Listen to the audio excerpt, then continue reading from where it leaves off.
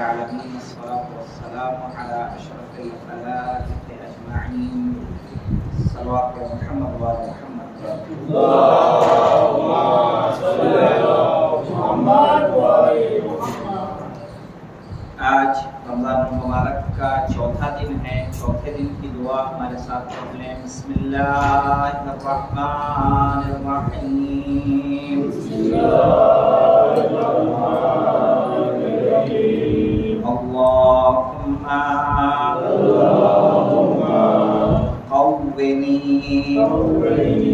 فیہ علی اقامت امرک وأذقنی فیہ حلاوت ذکرک وأوزعنی فیہ لأداء شکرک بکرمک واحفظنی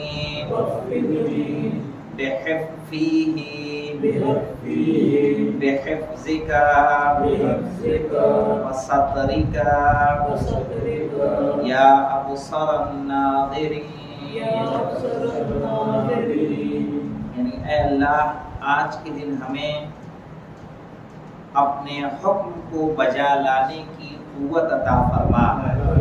معبود، آج کے دن ہمیں اپنی یاد اور ذکر کی شیرینی اور حلاوت عطا فرما۔ پڑھنے والے، آج کے دن ہمیں شکر کرنے پر آمادہ فرما۔ معبود، ہمیں اپنی حفاظت اور اپنی پردہ پوشی کے ذریعے محفوظ فرما۔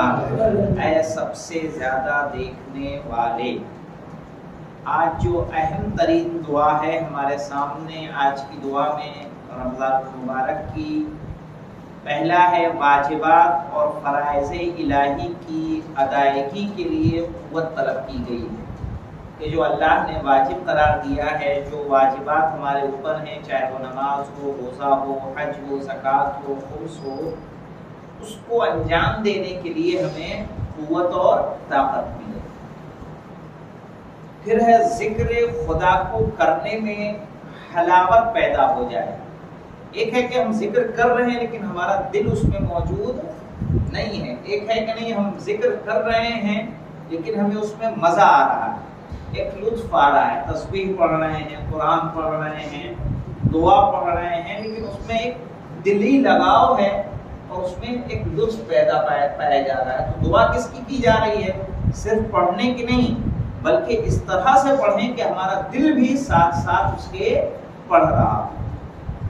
پھر ہے ادائے شکر کی توفیق مانگی گئی ہے۔ پالنے والے، ہمیں آج کے دن شکر کرنے کی توفیق عنایت فرما۔ اس کے علاوہ ہر خطا اور مصیبت سے ہماری حفاظت فرما۔ جو غلطیاں ہوتی ہیں، جو بلائیں دنیا میں ہوتی ہیں، ان سب سے حفاظت طلب کی گئی ہے۔ پہلا فقرہ ہے اللہم قوّنی فیہ علی اقامت امرک۔ اے پالنے والے، ہمیں اپنے حکم کے بجا لانے کی قوت عطا کر۔ اچھا، مجھے بتائیے، کیا اللہ کے احکام سب پر واجب ہیں یا صرف بالغ حضرات پر واجب ہیں؟ اللہ کے احکام کو واجب ہونے کے لیے 3 شرطیں ہیں۔ ایک بالغ ہونا پہلی شرط ہے۔ بالغ ہونے کے بعد عاقل ہونا۔ صرف بالغ ہونا کافی نہیں ہے، عاقل ہونا بھی ضروری ہے، تب اللہ کا حکم بجا لائے گا۔ اور تیسرے قادر ہونا، قدرت، طاقت اتنی ہو کہ ہم اللہ کے حکم کو بجا لا سکیں۔ اب ظاہر ہے اللہ کے جو احکام ہیں یہ کس پر واجب ہوں گے؟ مکلف پر، جس پر اللہ کی تکلیف، یعنی جو فرائض ہیں جب واجب ہوتے ہیں تو جو جس پر واجب ہوتے ہیں اس کو بولا جاتا ہے مکلف، اور جو چیز واجب ہوتی ہے اس کو بولا جاتا ہے تکلیف۔ اسی لیے احکام تکلیفیہ کہا جاتا ہے۔ احکام تکلیفیہ 5 ہیں: واجب، مستحب، حرام، صحیح ہے، مباح۔ یہ سب کیا ہیں؟ احکام تکلیفیہ ہیں۔ مکروہ، یہ سب احکام تکلیفیہ ہیں۔ کچھ چیزیں واجب ہیں، کچھ حرام ہیں، کچھ مکروہ ہیں، کچھ مباح ہیں، کچھ مستحب ہے۔ قوت کس لیے مانگی گئی پھر؟ بھائی جو بالغ ہوتا ہے اس کو اتنی طاقت تو آ جاتی ہے۔ ایک تو یہ دیکھیے کہ طلب اس لیے کیا جا رہا ہے کہ روزہ واجب ہے، لیکن اگر آپ مسافر ہیں تو اس وجوب سے آپ کیا ہو جائیں گے؟ خالی۔ بیمار پڑ گئے تو آپ روزہ رکھنے کے قابل نہیں رہیں گے۔ اس کے علاوہ دیکھیے نماز ہے، نماز میں بھی قوت چاہیے کہ نہیں چاہیے؟ قوت چاہیے۔ اگر کھڑے ہو کے مکمل نماز پڑھنا چاہ رہے ہیں تو اس کے لیے جسم کا صحیح سالم ہونا ضروری ہے۔ ایک ہے نماز ہے پڑھ رہے ہیں لیکن ہم بیٹھ کے پڑھ رہے ہیں، ایک ہے کہ نماز ہم لیٹ کے پڑھ رہے ہیں، صحیح ہے، تو رکوع اور سجدہ وہ سجدہ نہیں ہوگا جو کھڑے ہو کر ہو سکتا ہے۔ اس کے علاوہ دیکھیں حج ہے، حج کے لیے الگ قوت کی ضرورت ہے، پیسہ چاہیے تاکہ آپ وہاں مکے تک کا سفر طے کر سکیں۔ تو جتنے واجبات ہیں سب کے لیے الگ الگ قوت و طاقت کی ضرورت ہے، لیکن کچھ چیزیں ایسی ہیں جو ان طاقتوں سے ہٹ کے بھی ہیں۔ مثلا جب انسان سے لاپرواہی ہوتی ہے، غفلت ہوتی ہے، سستی ہوتی ہے، شیطانی وسوسے ہوتے ہیں، صحیح، آپ صبح کی نماز کے لیے آپ جگے ہیں، دیر سے سوئے ہیں، پتہ چلا اٹھنے کا من نہیں کر رہا ہے، واجب ہے، آپ جانتے ہیں کہ واجب ہے، نماز کا قضا کرنا جائز نہیں ہے، پھر بھی شیطان آپ کو جو ہے آپ کے جسم کو سست کر رہا ہے، آپ کے اندر کاہلی کو پیدا کر رہا ہے۔ تو یہ جو دعا طلب کی جا رہی ہے، دعا طلب کی جا رہی ہے کہ ہر واجبات کو عمل کرنے میں خمس ہمیں دینا ہے، وہاں شیطانی وسوسہ ہے، روزہ رکھنا ہے تو وہاں شیطانی وسوسہ، بھوکا رکھ کے کیا فائدہ؟ اللہ نے جب ہمیں اتنا دیا ہے تو بھوکا رہ کے کیا مطلب ہے؟ جو ہمارے پاس سب ہے تو اس لیے روزہ فرض تو نہیں کیا گیا ہے، صحیح ہے، کہ اس لیے فرض کیا گیا ہے کہ آپ کے پاس ہے اور جس کے پاس نہیں ہے دونوں کیا ہو جائیں؟ برابر ہو جائیں، صحیح ہے، دونوں کو بھوک کا احساس ہو، آپ کے پاس پیسہ ہے تو بھوک کا احساس پیدا ہو جائے کہ ہاں غریب کس طرح سے زندگی گزارتا ہے۔ اسی طرح سے اور دیکھیے دوسرے واجبات ہیں جس کے ادا کرنے میں ہم سے کوتاہیاں ہوتی ہیں، لاپرواہیاں ہوتی ہیں، اس کے لیے دعا طلب کی جا رہی ہے پالنے والے ہمیں وہ قوت عطا کر دے تاکہ ہم سے کسی حکم کی بجاوری میں کسی طرح کی کوئی کوتاہی، کوئی لاپرواہی، کوئی شیطانی وسوسہ ہم پر حاوی نہ ہونے پائے۔ اور ظاہر ہے یہ بنا توفیق الہی کے ممکن نہیں ہے۔ آپ یہ سوچیں کہ آپ پورے اپنے عزم و ارادے سے کر لیں گے تو ایسا ہونا ممکن نہیں ہے۔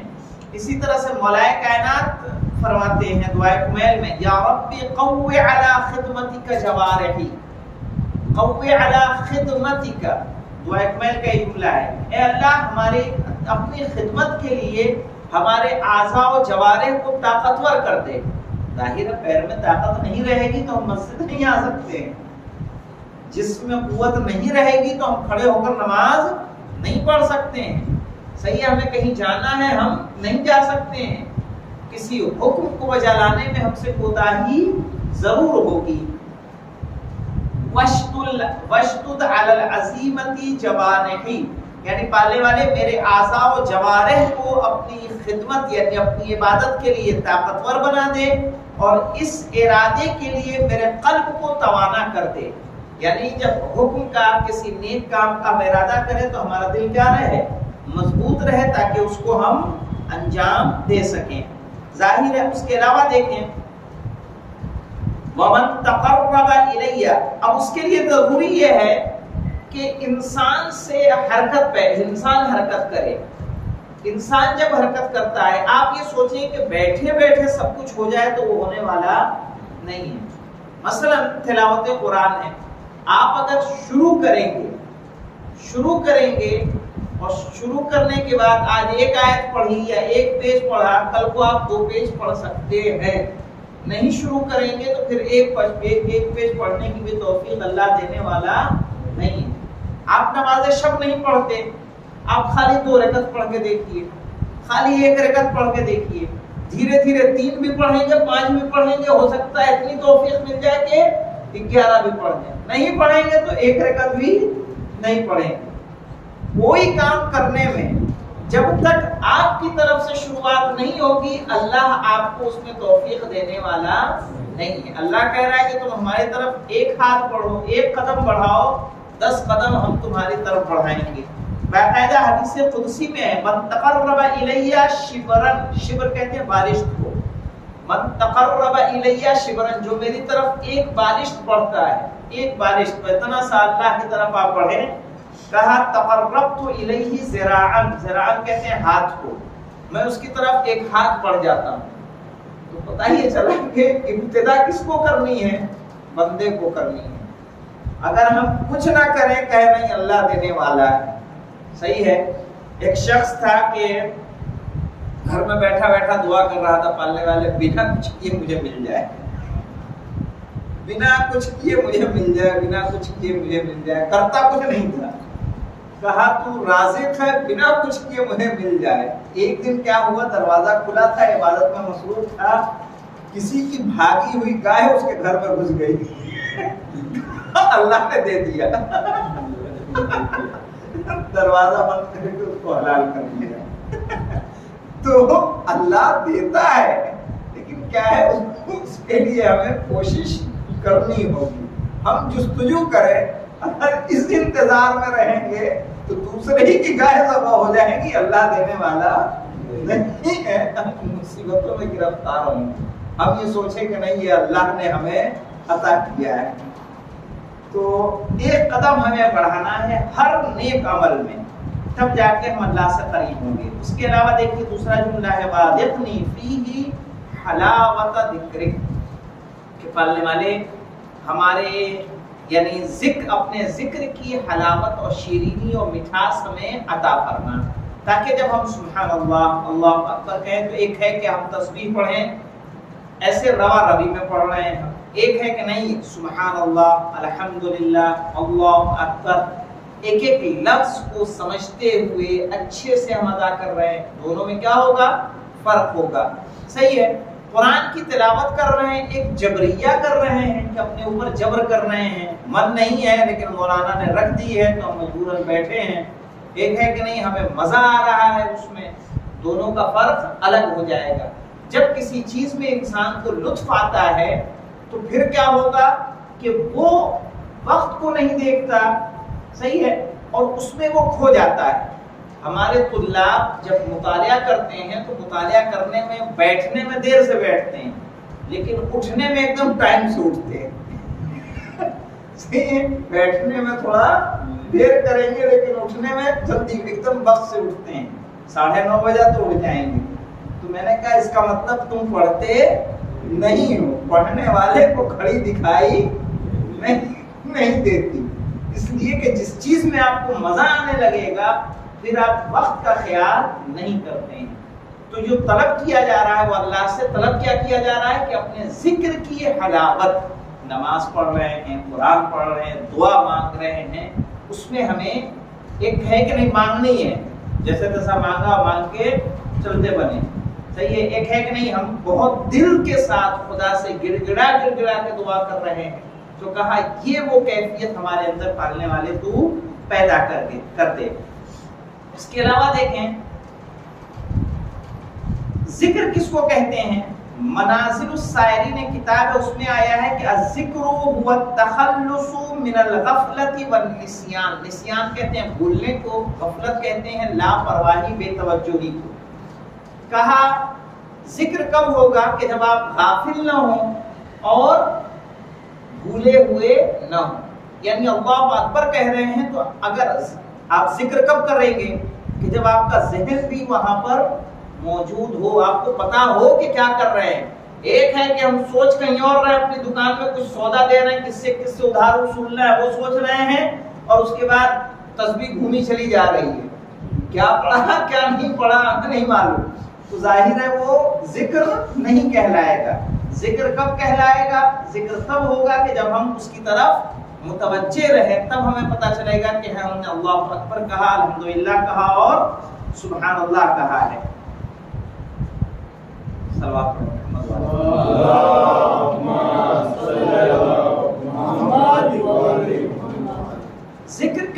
ہوتا ہے، ایک ہے ذکر زبان سے ذکر کرنا، اس کو ذکر لسانی کہا جاتا ہے، آپ اللہ اکبر اللہ اکبر اللہ اکبر کہیں، یہ زبان کا ذکر ہے۔ ایک ہے ذکر قلب، یعنی دل میں اللہ کی حمد و ثنا کرنا۔ اسی لیے کہا گیا سب سے بہتر ذکر جو ریا سے پاک ہے وہ لا الہ الا اللہ۔ لا الہ الا اللہ ایسا ہے کہ اگر اس میں ہونٹ تو ملتے نہیں ہیں، صحیح ہے، آپ اس طرح سے کہیں گے کہ سامنے والا یہ بھی نہیں سمجھ پائے گا کہ آپ کچھ کہہ رہے ہیں۔ کیا ہے، دل سے کوئی اگر اللہ کا ہم ذکر کر رہے ہیں، ایک ہے کہ نہیں ہم موٹی سے تسبیح لیے اور یوں ہاتھ اونچا کر کے اور لوگوں کے درمیان ایسے بیٹھے ہوئے ہیں، صحیح ہے، تاکہ لوگ دیکھیں گے نہیں حاجی جی یہی ہیں اعتکاف میں یہی بیٹھے کہ سب سے بڑے مومن یہی ہیں۔ تو اب ہم تسبیح پڑھے جا رہے ہیں۔ ہمارے ایک ساتھی تھے سیرین، ہم لوگ کلاس میں بیٹھے تھے، ہمارے استاد تھے عراقی، تو کلاس میں بیٹھے بیٹھے عرب کی عادت ہوگی، جو عرب میں رہے ہیں وہ جانتے ہوں گے کہ ان کے ہاتھ میں اکثر تسبیح ہوتی ہے، وہ تسبیح پڑھتے ہیں۔ تو وہ کلاس میں بیٹھے بیٹھے ایسے تسبیح گھمائے جا رہے تھے، تو استاد نے کہا شو تجالس بالاعتکاف، یعنی کہ تم کلاس میں بیٹھے ہو کہ اعتکاف میں بیٹھے ہو؟ دونوں کا فرق ہونا چاہیے کہ آپ بیٹھے کہاں ہیں، صحیح ہے۔ مسجد میں ہے تو مسجد کا احترام اسی طرح سے ہمیں بیٹھنا ہے، کلاس میں ہے تو ہمیں کلاس کی طرح سے بیٹھنا ہے۔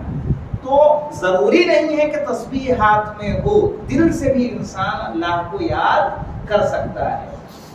من میں آپ آیت الکرسی پڑھ سکتے ہیں، من میں اشارہ کل پڑھ سکتے ہیں، صحیح ہے، زبان سے اس کو ادا کرنے کی ضرورت نہیں ہے۔ جو ذکر آپ کو یاد ہے چاہے تو آپ چلتے پھرتے پڑھ سکتے ہیں، صلوات کو چلتے پھرتے پڑھ سکتے ہیں۔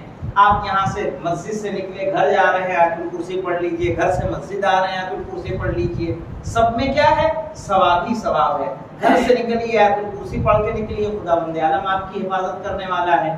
تو یہ تمام چیزیں ایسی ہیں کہ جن کے لیے کسی دکھاوے کی ضرورت نہیں ہے۔ اس کے علاوہ دیکھیے کہ ایک معصوم کی حدیث ہے کہ ذکر اللسان الحمد، کہاں کہاں سے ذکر ہو سکتا ہے اس کو دیکھ لیجئے ذرا، صرف ترجمہ پیش کر دوں کہ ذکر اللسان الحمد والثناء، یعنی زبان کا ذکر حمد و ثنا۔ زبان سے آپ کیا کریں گے، کسی کی تعریف کریں گے۔ تعریف اگر دل میں کی تو کیا تعریف ہوگی، بھائی کسی سے آپ ملے کہنے لگے نہیں میں نے بہت تعریف کی ہے، کہاں کی ہے، کہا دل میں کی۔ تو کہا تعریف کہاں سے ہوگی، ثنا کہاں سے ہوگی، حمد کہاں سے ہوگی، زبان سے ہوگی۔ اس کے علاوہ دیکھیں کہا ذکر نفس کوشش اور تحمل ہے، کوشش کرنا اور برداشت کرنا، یہ نفس کا ذکر ہے۔ نفس یعنی جو انسان کے اندر ہوتا ہے، اس کا ذکر تب ہوگا کہ جب انسان کسی کام کے لیے، کسی عمل کے لیے کوشش کرے گا اور صبر سے کام لے گا، تحمل کرے گا، مشکلات کو برداشت کرے گا۔ ذکر روح کا ذکر کیا ہے، کہا خوف اور امید ہے، اللہ کا خوف ہونا چاہیے اور اللہ ہی سے کسی چیز کی امید ہونا چاہیے، یہ روح کا ذکر ہو جائے گا۔ اس کے علاوہ دیکھیں دل کا ذکر صدق و صفا ہے، سچائی اور وضاحت کے ساتھ کسی بات کو کہنا، یہ دل کا ذکر ہو جائے گا۔ اس کے علاوہ دیکھیے کہہ رہے ہیں کہ عقل کا ذکر تعظیم ہے اور حیا ہے، شرمندگی ہے، یہ عقل کا ذکر ہے۔ اور معرفت کا ذکر تسلیم و رضا ہے۔ تسلیم و رضا کا مطلب کیا ہوتا ہے، تسلیم و رضا کا مطلب ہوتا ہے کہ جو کچھ ہے ہمارا وہ کس کے لیے ہے، اللہ کے لیے ہے، جو ہمارے ساتھ ہو رہا ہے اس پر کیا ہے، راضی و خوش ہیں۔ ورنہ یہ مجھے بتائیے کہ کربلا میں 72 قربانیاں دینے کے بعد جب یزید نے جناب زینب سے، جب عبید اللہ ابن زیاد نے جناب زینب سے یہ سوال کیا تھا کیف رأیتی صنع اللہ، کہ تم نے اللہ کے کام کو کیسا پایا، یعنی جو اللہ نے تمہارے ساتھ کیا اس کو کیسا پایا، اسے کیسا دیکھتی ہو، کہا ما رأیت الا جمیلا، میں نے خوبصورتی کے علاوہ کوئی چیز نہیں دیکھی۔ یعنی جو ہوا وہ بھی کیا ہے؟ اچھا ہے. ایسا مرحلہ کب ہوگا کہ جب ہم اللہ کو اس طرح سے پہچانتے ہوں کہ ہمارے ساتھ جو ہو رہا ہے اللہ کی اگر یہی مرضی ہے تو ہم اس میں راضی ہیں. اس کے علاوہ دیکھیں کہ یا 11 محرم کا جو میں اس سے پہلے بھی کوٹ کر چکا ہوں کہ جب شہزادی جا رہی تھی تو کہا اللہم تقبل منا ھذا القربان. تو قربانیوں کے بعد یہ آسان کام نہیں ہے. انسان اگر کچھ مشکلات کا گرفتار ہوتا ہے سوچئے کہ اس کی سوچ کتنی بدل جاتی ہے.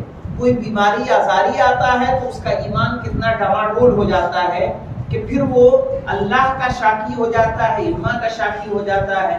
صحیح ہے. لیکن ہونا کیا چاہیے؟ سیرت ائمہ ہمیں کیا بتا رہی ہے؟ جناب یوسف کو کی جدائی میں جناب یعقوب صحیح ہے جہاں ان کو قتل کی خبر مل جاتی ہے اس کے باوجود وہ ذکر الہی کر رہے ہیں, جناب یوسف کو یاد کر رہے ہیں, اسی کو عبادت کا انہوں نے ذریعہ بنا لیا ہے. رسول پر کتنی مصیبتیں آ رہی ہیں لیکن پھر بھی وہ جو کام انجام دے رہے ہیں اس کام کو انجام دے رہے ہیں. ہمارے ساتھ جب کچھ واقعہ حادثہ پیش ہو جاتا ہے تو ہمارا ایمان اتنا کمزور ہوتا ہے کہ اس میں زلزلہ پیدا ہو جاتا ہے, ہمارے قدم لڑکھڑا جاتے ہیں, ہمارا ایمان امتحان کی منزل میں آ جاتا ہے. ہم اپنے آپ پر شک کرنے لگتے ہیں کہ آیا ہم کس مذہب پر ہیں, صحیح ہے یا نہیں ہے. اس کے علاوہ دیکھیے ایک لفظی ذکر ہوتا ہے, یعنی جب انسان منہ سے کرے, زبان سے کرے, لفظوں کے ذریعے سے کرے, دل کے ذریعے ذکر کرے. ایک ہے کہ زیر لب اگر کوئی ذکر ہو رہا ہے تو اس کو ذکر سری کہا جاتا ہے, اور جب دل کے ذریعے کوئی ذکر پروردگار ہم کر رہے ہوں تو اس کو کیا کہا جائے گا؟ ذکر روحی. اب اس کے علاوہ دیکھیں ذکر حقیقی ایک ذکر ہوتا ہے. کہا ذکر حقیقی اس ذکر کو کہتے ہیں کہ اللہ میں کھو جانا, اپنا وجود نہ رہے بلکہ کس میں ہو جائے؟ خدا کے پاس پہنچ جائے. کس طرح سے؟ اس کی حقیقی مثال اگر ملتی ہے ذکر حقیقی کی تو مولائے کائنات کا وہ واقعہ کہ جب جنگ میں آپ کے تیر لگا ہوا تھا اور جب اس تیر کو نکالا جاتا تھا تو آپ کو تکلیف ہوتی تھی. رسول نے کہا کہ جب علی نماز پڑھ رہے ہو تب اس تیر کو نکالو. اب ظاہر ہے تیر نکال لیا گیا اور مولائے کائنات کو اس کی خبر تک نہیں ہوئی. تو یہ کیا ذکر ہے؟ یہ ذکر حقیقی ہے کہ انسان کا وجود پھر یہاں نہ رہے, مکمل طور پر کس کی بارگاہ میں ہو؟ اللہ کی بارگاہ میں ہو. یہاں تو ہم لوگ کرتے ہیں تو ایک چینٹی بھی کاٹے تو ہمیں اس کا کیا ہوتا ہے؟ احساس ہوتا ہے, ہمیں پتہ چلتا ہے کہ آس پاس کیا کیا ہو رہا ہے. تو ذکر کہا عبادت ایسی عبادت ہو کہ جیسی مولائے کائنات کی تھی, جیسے ہماری امام زین العابدین علیہ الصلوۃ والسلام کی عبادت تھی. اس کے علاوہ دیکھیں ذکر پروردگار پریشانیوں سے نجات کا ذریعہ ہے, مشکلات سے نجات کا ذریعہ ہے. جو مشکلات بلائیں آتی ہیں انسان کو چاہیے کہ ذکر پروردگار کرے. قرآن میں کہا جا رہا ہے الا بذکر اللہ تطمئن القلوب, کہ ذکر پروردگار سے لوگوں کے دل کیا ہوتے ہیں؟ پرسکون ہوتے ہیں. آپ زیادہ پریشان ہیں تلاوت قرآن کریں, انشاءاللہ آپ کی وحشت دور ہوگی, جو پریشانیاں ہیں وہ پریشانیاں دور ہوں گی. بہت سارے اعمال ایسے ہیں کہ جو قرآن کے حوالے سے ہیں, جو میں نے اس سے پہلے ذکر کیا ہے.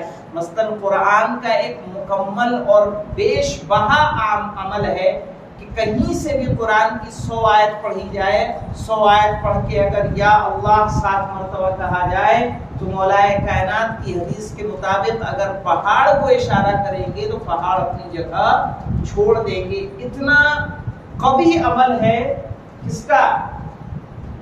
قرآن کا. کہیں سے بھی آپ 100 آیت پڑھ لیں. آسان طریقہ جو اس کا ہے وہ سورہ واقعہ پڑھ لیں جس میں کتنی آیتیں ہیں؟ 96 آیت ہیں. چاروں کل اس کے ساتھ پڑھ دیں گے کتنی ہو جائے گی؟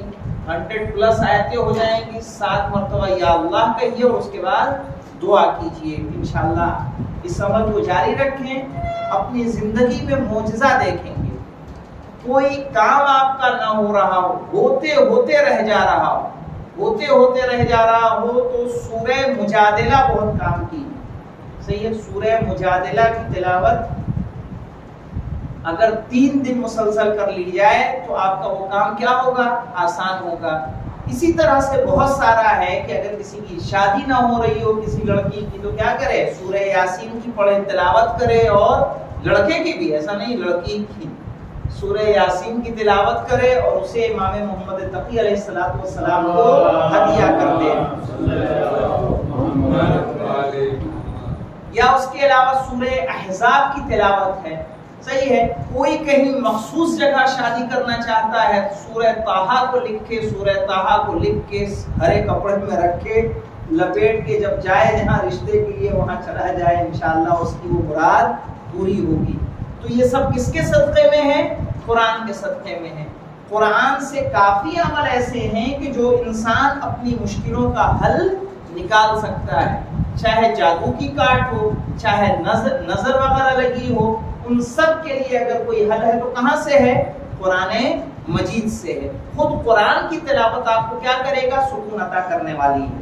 لیکن ایک دوسری آیت اسی کے ضمن میں ایک آتی ہے کہ انما المؤمنون الذین اذا ذکر اللہ وجلت قلوبہم، کہ صاحبان ایمان حقیقت میں وہ لوگ ہیں کہ جن کے سامنے ذکر خدا کیا جائے تو ان کے قلوب خوف خدا سے نورانی ہو جاتے ہیں۔ اب یہاں پہ دیکھیں، ایک آیت کہہ رہی ہے کہ دلوں کو اطمینان ملتا ہے تلاوت قرآن سے، ذکر الہی سے۔ دوسری آیت کہہ رہی ہے کہ جب ان کے سامنے ذکر الہی کیا جاتا ہے تو خوف خدا سے ان کے دل کیا ہو جاتے ہیں؟ منور ہو جاتے ہیں۔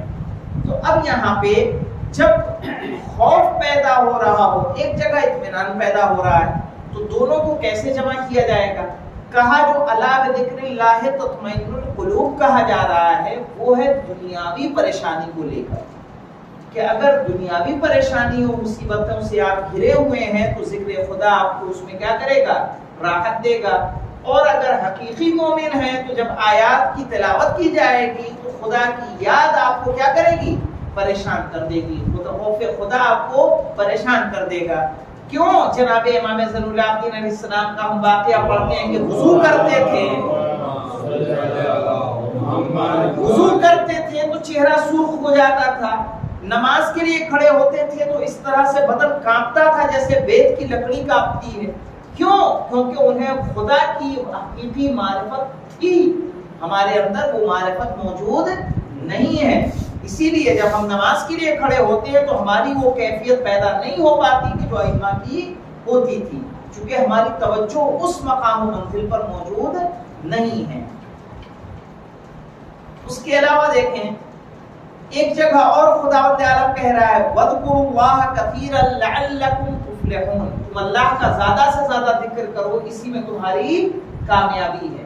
صحیح ہے؟ ذکر خدا انسان کی کامیابی کا ضامن ہے، اسی لیے کہا جاتا ہے۔ اور جیسے ہے کہ سورہ اذا جاء نصر اللہ کا کہیں اگر آپ جا رہے ہوں، سورہ اذا جاء نصر اللہ کی تلاوت کریں، انشاءاللہ اس امر میں آپ کیا ہوں گے؟ کامیاب و کامران ہوں گے۔ باقاعدہ عمل بتائے گئے ہیں کہ یہ صلح کرانا ہے تو کیسے کرائیں۔ کسی کوئی لڑکی اگر گھر بیٹھ گئی ہے تو سورہ جمعہ کی 7 مرتبہ تلاوت، سورہ نساء کی تلاوت، اور ہے کہ جس کے ذریعے سے اس کے رابطے جو مسئلہ طلاق تک پہنچ جاتا ہے وہ کہاں؟ دونوں ایک دوسرے کے قریب ہو جائیں گے۔ تو یہ برکتیں کس کی ہیں؟ قرآن مجید کی برکت ہے۔ اس کے علاوہ دیکھیں مولا کائنات فرماتے ہیں کہ المؤمن دائم الذکر و کثیر الفکر، مومن ہمیشہ ذکر کرتا رہتا ہے اور وہ فکر کرتا ہے، ہمیشہ فکر بھی کرتا ہے۔ اسے آخرت کی فکر ہوگی، اپنے گھر والوں کی فکر ہوگی، اپنے ہمسایوں کی فکر ہوگی۔ اس کے علاوہ دیکھیں ایک جگہ اور ارشاد ہو رہا ہے کہ اصل صلاح القلب اشغالہ بذکر اللہ، کہ اگر آپ نے دل کو اصلاح کرنا چاہتے ہیں تو اپنے آپ کو ذکر خدا میں مصروف کر دیں۔ ظاہر ہے انسان دیکھیے ایک ہی جگہ کام کر سکتا ہے، کوئی مولا کائنات کی صفت تو کسی میں نہیں ہے نا کہ ایک جگہ ایک وقت میں 40 جگہ کیا کرے گا، وہ دعوت کھا لے گا یا 40 جگہ اس کا وجود ہو جائے گا۔ اگر آپ ذکر خدا میں مصروف رہیں گے تو شیطانی وسوسوں سے آپ کو کیا ہو جائیں گے؟ دور ہو جائیں گے، دوسری چیز آپ کے قریب ہونے والی نہیں ہے۔ رسول کی حدیث ہے ذکر اللہ شفاء القلوب، دلی بیماریوں کا اگر علاج کرنا چاہتے ہیں تو اللہ کا ذکر اس کے لیے کیا ہے؟ دوا کا کام کرتا ہے، آپ کو شفا اس سے ملے گی۔ اب جہاں تک مسئلہ ہے اس کی شیرینی کا، تو شیرینی کے لیے ضروری ہے آیت اللہ مصباح یزدی موجود ہیں ابھی، ان کی شرح مناجات 15 کی شرح لکھی ہے، 15 مناجاتیں ہیں، اس کی شرح میں وہ فرماتے ہیں کہ اگر اللہ اپنے بندے پر اس کے گناہوں کی بنا پر اس دنیا میں سزا دینا چاہتا ہے تو سب سے پہلے ذکر الہی، دعا و مناجات کی لذت اور حلاوت کو اس سے چھین لیتا ہے۔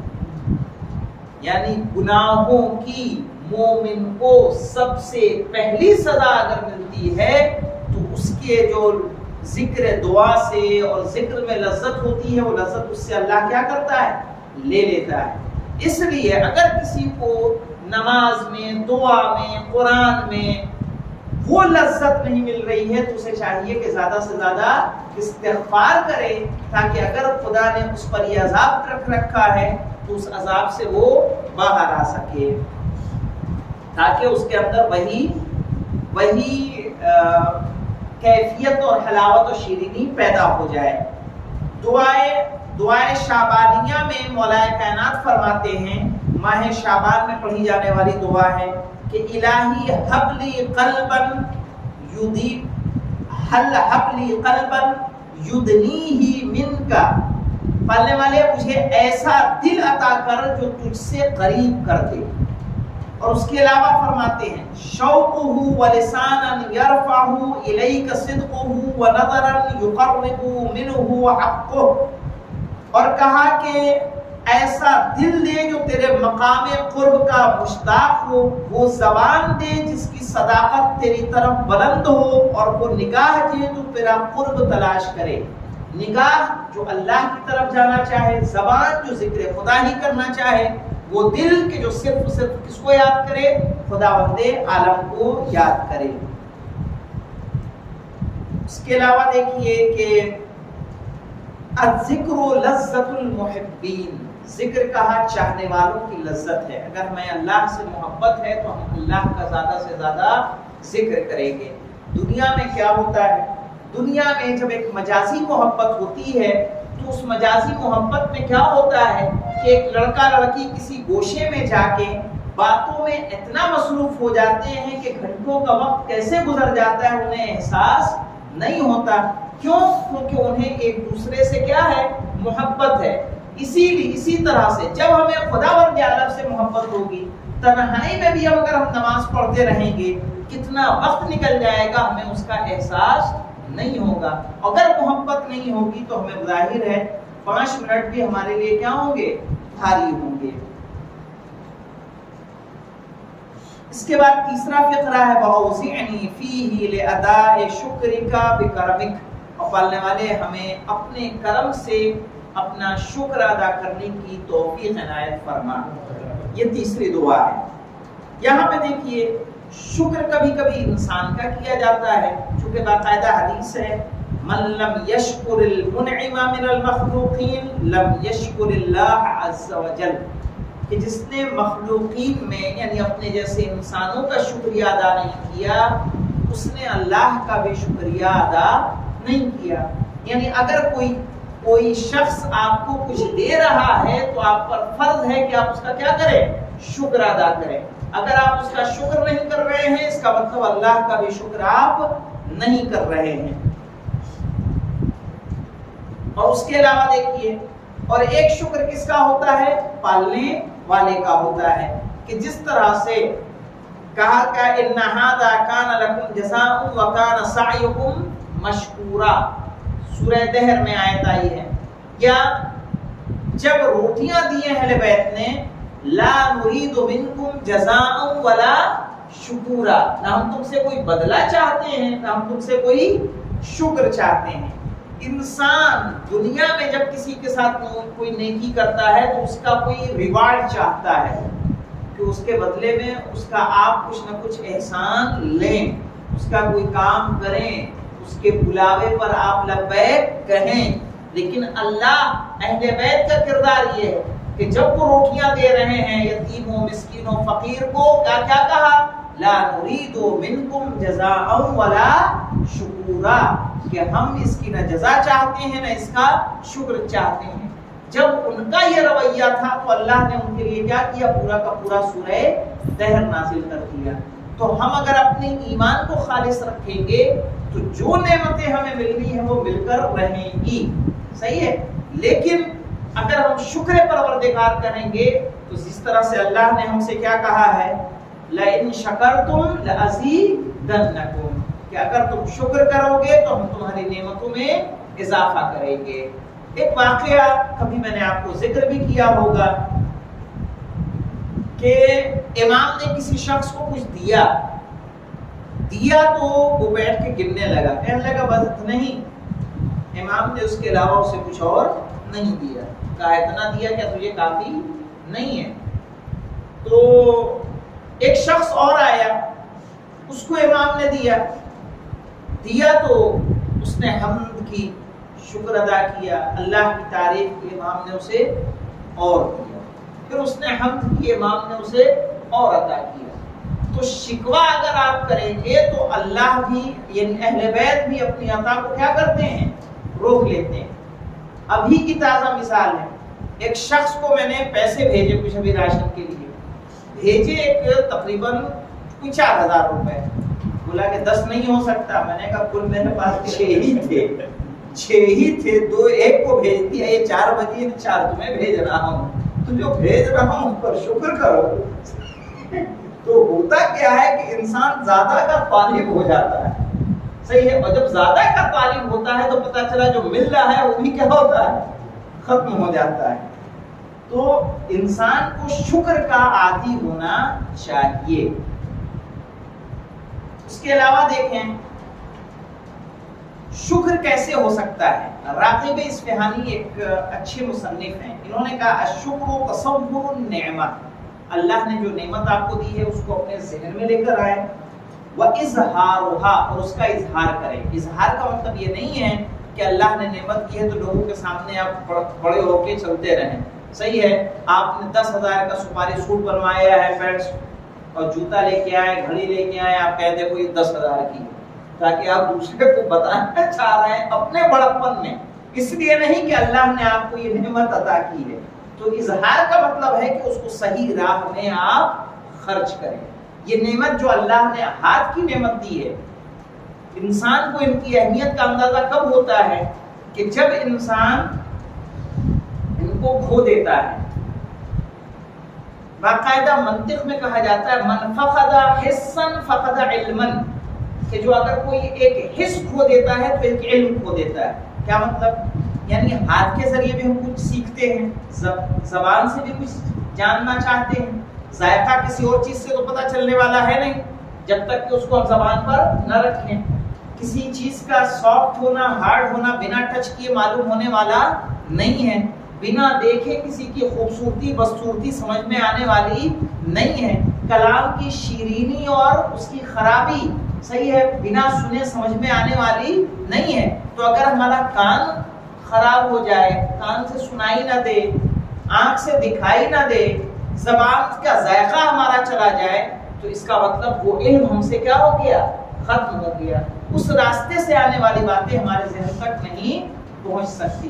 تو یہ جو حص دی ہے اللہ نے، ہاتھ پیر جسم دیے ہیں، یہ بھی کیا ہے؟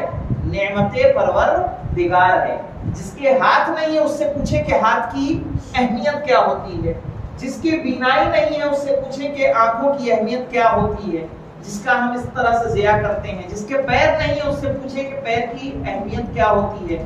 ہم جہاں چاہتے ہیں وہاں اپنے قدم کو بڑھاتے ہیں، پہنچ جاتے ہیں، لیکن جس بیچارے کے پیر نہیں ہے وہ کسی کا محتاج ہوتا ہے تاکہ اسے کسی منزل تک لے جایا جائے. تو کیا یہ چیز اللہ کے شکر کے لیے کافی نہیں ہے اللہ کسی کو اولاد دیتا ہے تو کوئی اگر لڑکی اور لڑکے پہ لے کے شکوہ ہے، اللہ سے شاکی ہو رہا ہے کہ پالنے والے تو نے مجھے خالی لڑکی ہی لڑکی دی، اللہ تو نے مجھے خالی لڑکا ہی لڑکا دیا، ارے اللہ نے صحیح و سالم دیا، کیا اس پر شکر نہیں ہے؟ مجھے یہ بتائیے کہ جن ماں باپ کو ایسی اولادیں پیدا ہوتی ہیں کہ جن کا جسم کامل نہ ہو، جسم کے اعتبار سے معذور ہوں، کیا ان کے ماں باپ انہیں لے جا کے کہیں پھینک دیتے ہیں؟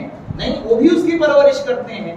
تو جس کے پاس صحیح و سالم اولاد ہوئی ہے اس کو بدرجہ اتم یہ چاہیے کہ اس پر کیا کرے، وہ اللہ کا شکر ادا کرے کہ اللہ نے جو دیا ہمیں کیا دیا ہے، صحیح و سالم دیا ہے، اس کا جسم سالم ہے، اس کے ہاتھ پیر سالم ہے، اس کا دل و دماغ سالم ہے۔ ورنہ میں نے خود یہاں پہ دیکھا ہے کہ کیا نام ہے، اجمیر ہاسپٹل، نام بھول گیا، ڈاکٹر سدھیر جین، کہ ایک بچے کا آپریشن ہوا تھا، سوچئے آنت میں چھید تھا۔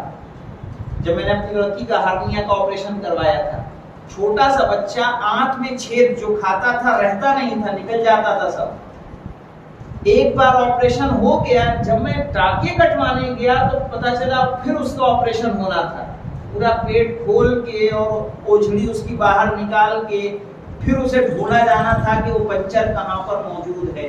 مجھے یہ بتائیے، اللہ اگر ہمیں صحیح و سالم رکھ رہا ہے تو کیا ہمارے لیے شکر کا مقام نہیں ہے؟ ہم تھوڑی سی مصیبت میں شکوہ کرتے ہیں، اگر ہم باہر نکل کے دیکھیں گے ہم سے زیادہ پریشان لوگ اس معاشرے میں، اس سماج میں موجود ہیں، بشرطے کہ ہم اپنی نگاہوں کو کھولیں اور دیکھیں، اور جب دیکھیں گے تو ہم شکر کرنے کو کیا ہوں گے، مجبور ہو جائیں گے۔ انسان شکر کرتا ہے کہ ہمیں ایسا، انسان شاکی ہوتا ہے کہ ہمارا گھر کچا ہے، ہمارا گھر چھوٹا ہے، ہمارا کمرہ چھوٹا ہے، ہمارے پاس یہ سامان نہیں، وہ سامان نہیں۔ جہاں شکوہ کرنا چاہیں گے اس لیے کہ آپ نے ابھی کسی دوسرے کی طرف نگاہ کر کے دیکھی نہیں ہے، کسی جھوپڑ پٹی والے کو آپ نے دیکھا نہیں ہے، جو غربت میں زندگی گزار رہے ہیں اسے آپ نے دیکھا نہیں ہے، اس لیے انہیں دیکھ لیں گے تب آپ کو احساس ہوگا کہ ان کے پاس کیا نعمت ہے اور آپ کے پاس کس طرح کی نعمتیں اللہ نے دے رکھی ہیں۔ ایک بڑھیا تھی، صلوات پڑھیں محمد والے،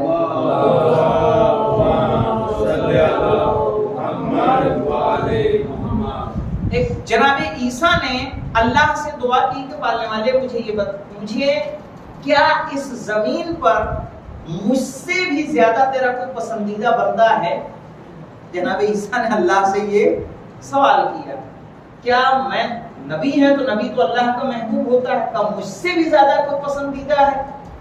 تو اللہ نے وحی کی کہ ہاں، بستی سے دور دریا کے کنارے فلاں جگہ پر چلے جاؤ، وہاں ایک بوڑھی عورت ہے، وہ میری محبوب ترین خاتون ہے۔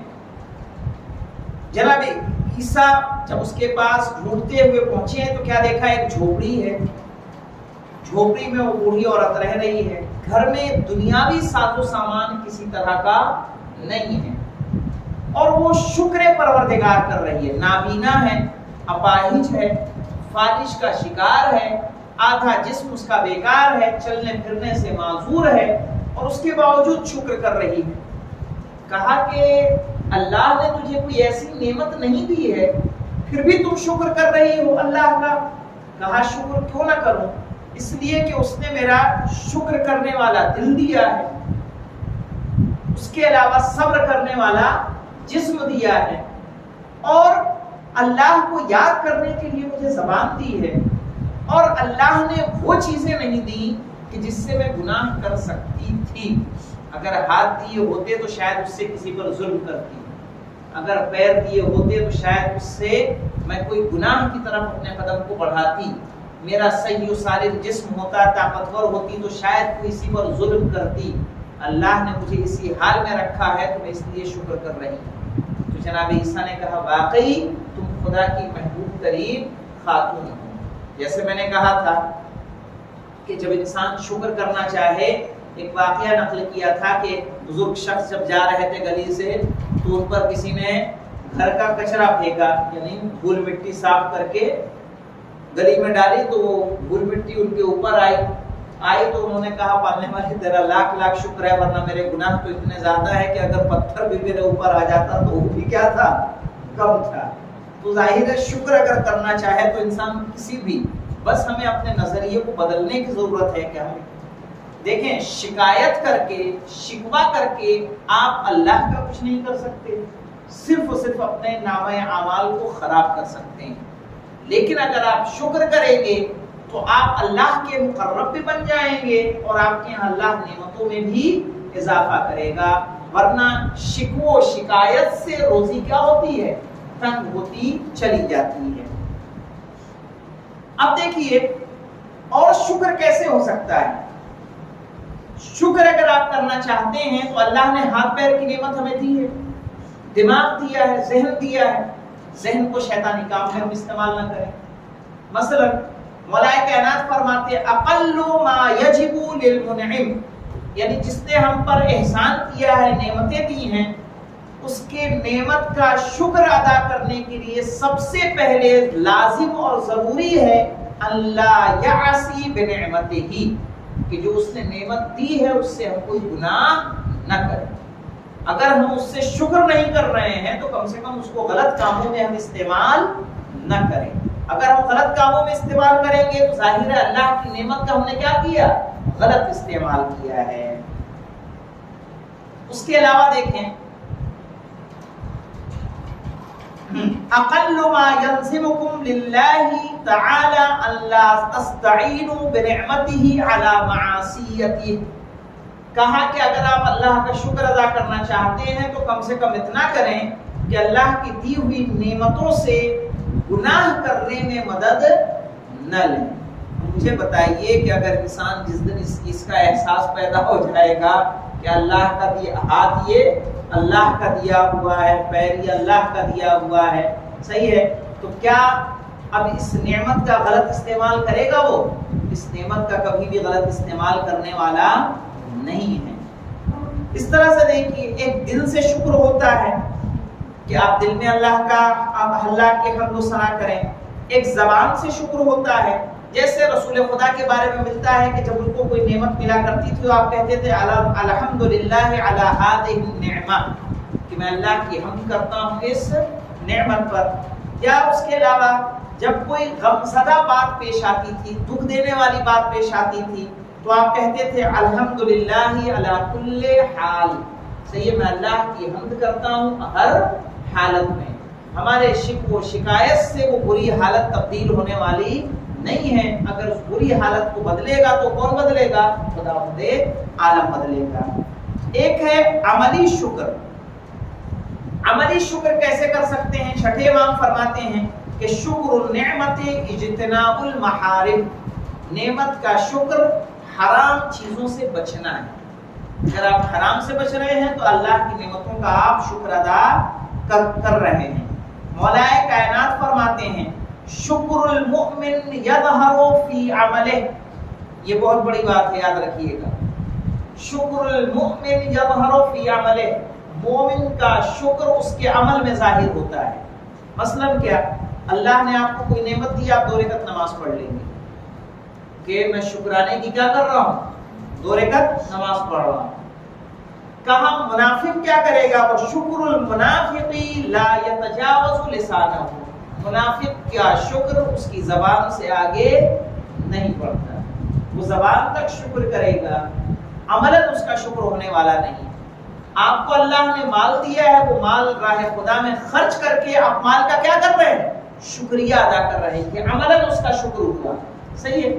آپ کو اللہ نے طاقت دی ہے، اس طاقت و قوت کا استعمال کر کے آپ کسی کی مدد کر رہے ہیں. یہ آپ نے کیا کیا؟ اپنی قوت کا، یہ اللہ نے قوت دی ہے. اللہ نے مجھے کوئی ہنر سکھایا ہے، مجھے یہ صلاحیت دی ہے کہ میں کوئی ہنر جان جاؤں، کوئی علم جان جاؤں. اس کے ذریعے سے اگر ہم نے کسی کی مدد کی ہے تو یہ کیا کیا ہے؟ ہم نے اللہ کی نعمت کا صحیح استعمال کیا ہے.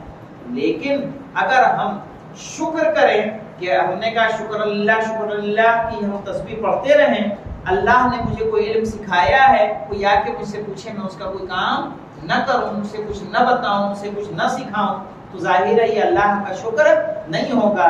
ہم پورے پہلوان ہوں، ہم نے جم کر رکھا ہو، کوئی مصیبت زدہ گرا پڑا ہے، کوئی ایسا بوڑھا شخص ہے جس سے سامان نہیں اٹھ رہا ہے، اگر ہم اس کا سامان اٹھانے میں اس کی مدد نہیں کر سکتے تو ہماری قوت و طاقت ہمارا یہ کوئی کام آنے والی نہیں ہے۔ اس کا مطلب کہ ہم نے صحیح طاقت کا استعمال صحیح جگہ پر نہیں کیا ہے۔ تو کہا مومن کا شکر یہ ہے کہ اس کے عمل میں ظاہر ہوتا ہے، منافق کا شکر اس کی زبان سے آگے نہیں بڑھتا ہے۔ اس کے علاوہ دیکھیں کہ شکر کی توفیق بھی ہونا چاہیے، شکر بنا توفیق کے نہیں ہو سکتا۔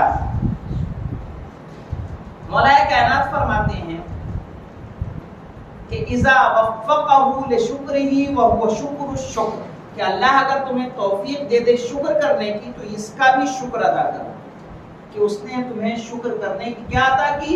توفیق عطا کی۔ یہاں پہ امام زین العابدین علیہ السلام کا ایک بہت پیارا جملہ ہے، وہ کوٹ کر دوں، بہت جلدی بات کو ختم کروں۔ فَكَيْفَ لِي بِتَحْصِيلِ الشُّكْرِ وَشُكْرِي إِيَّاكَ يَفْتَقِرُ إِلَى شُكْرٍ فَكُلَّمَا قُلْتُ لَكَ الْحَمْدُ وَجَبَ عَلَيَّ لِذَلِكَ نَقُولَ لَكَ الْحَمْدُ۔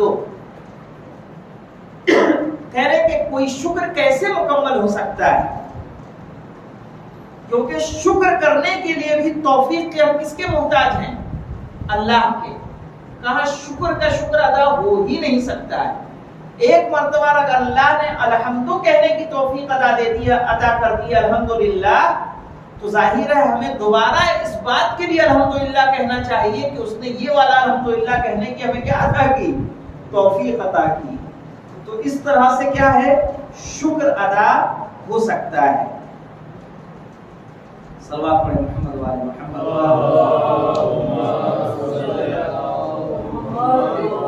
اور آخری جملہ اور یہیں پہ بات کو تمام کروں کہ وَحْفِظْنِي فِيهِ بِحِفْظِكَ وَسَطْرِكَ يَا أَبْصَرَ النَّاظِرِينَ۔ ابصر الناظرین، ناظر کہتے ہیں دیکھنے والے کو، ابصر بھی کہتے ہیں دیکھنے والے کو، یعنی دقیق دیکھنے والے کو۔ دیکھنے والوں میں سب سے زیادہ دیکھنے والا اگر کوئی ہے تو اللہ دیکھنے والا ہے۔ اگر ہم کوئی کام پوشیدہ طریقے سے بھی کر رہے ہیں تو ایسا نہیں ہے کہ خداوند عالم اس سے آگاہ نہیں ہے۔ اسی لیے کہا گیا کہ وَحْفِظْنِي فِيهِ بِحِفْظِكَ، پالنے والے ہمیں ہر برائی سے محفوظ فرما، ہر مصیبت سے محفوظ فرما، ہر بلا سے محفوظ فرما۔ بے شک تو دیکھنے والا ہے، بے شک تو ناظر ہے، بے شک تو ہمارے ہر حالت سے واقف ہے۔ ظاہر ہے اگر اللہ ہماری حفاظت نہیں کرے گا تو پھر کوئی اور حفاظت کرنے والا نہیں ہے۔ اور اس کے لیے جناب ابراہیم کی وہ مثال ہمارے سامنے موجود ہے کہ اگر ہمارا توکل خداوند عالم پر ہو، کہ جب جناب ابراہیم سے فرشتے نے پوچھا تھا کہ کیا تمہاری مدد کروں، تو انہوں نے کیا کہا تھا؟ جس کی مدد کی ضرورت ہے وہ کیا ہے؟ جانتا ہے، اسے بتانے کی ضرورت نہیں ہے۔ تو دعائیں آپ کریے، دعاؤں کا زبان سے ادا کرنا بھی آپ کے لیے ضروری نہیں ہے۔ حضور قلب آپ کا ہونا چاہیے، توجہ مکمل اللہ کی طرف ہونی چاہیے، کسی اور کے آگے دست دراز نہ کریں، ہاتھوں کو نہ پھیلائیں۔ اللہ آپ کی انشاءاللہ حفاظت کرنے والا ہے۔ والحمدللہ رب العالمین۔